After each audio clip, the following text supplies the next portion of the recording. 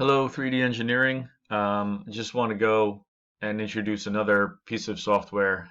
Maybe some of you have seen it before, but I know that there are two students that were interested in doing some work without Fusion 360. So I'd like you to try TinkerCAD, and that is easy to find on the web. And you log in with the same login you do for Fusion 360 or Revit, all the old AutoCAD logins. I'm just going to go over some basics for it. Let's start with creating a new design at your dashboard. What's really great about this is you can export it and import whatever you export from here into Fusion 360 later on.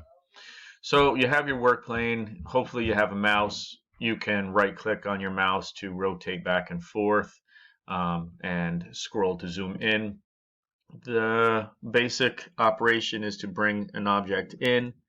Maybe even see that there's some options here to change size. You could also click here and modify it, which is just as easy, maybe even a little bit easier.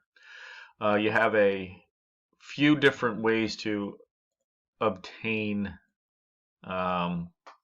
different shapes.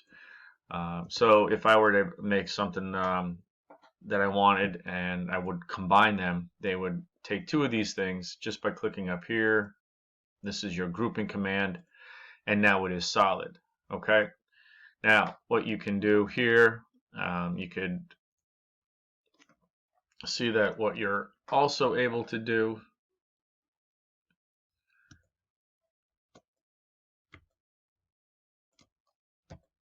is hold down the Alt key while you move the object around, and it actually becomes a duplicate.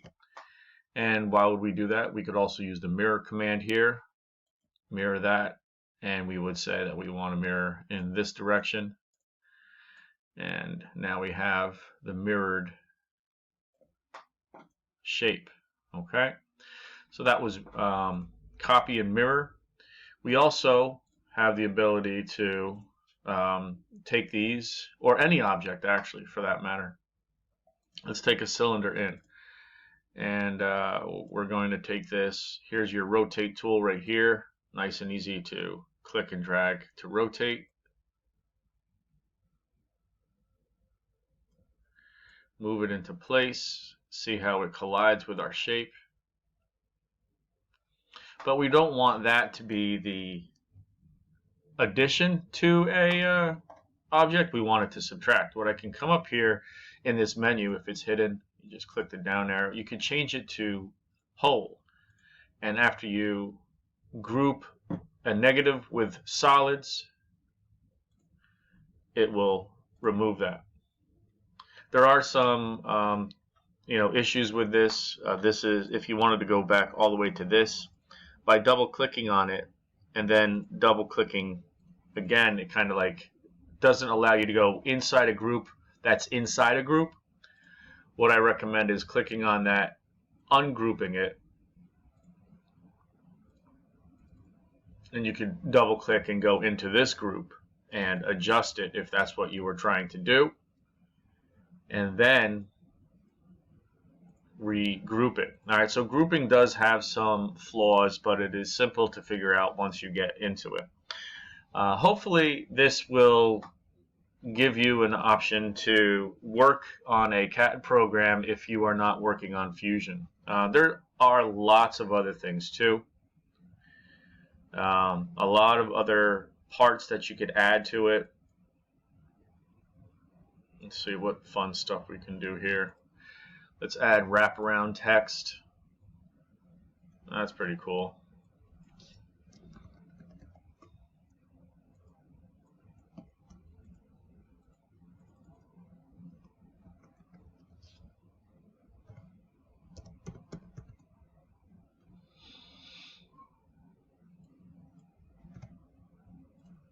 All right, so now we have CAD for life.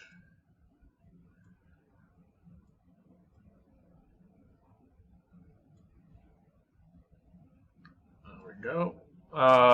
What else can we do with TinkerCAD? There's a lot of things. The last thing I want to show you here is how to draw an object on top of an object. Obviously, there would be a very simple way of placing an object in, maybe dragging it and placing it that way, okay? But maybe you want it to be exact.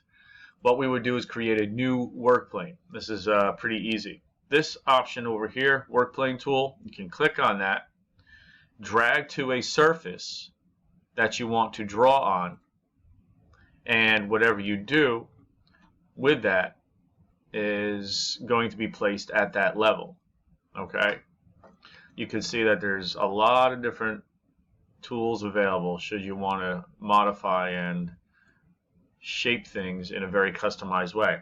And then you say to yourself, okay, how do I get back? All right, how do I get back? You click on work plane again and just click back to the home work plane, and you're back to the beginning.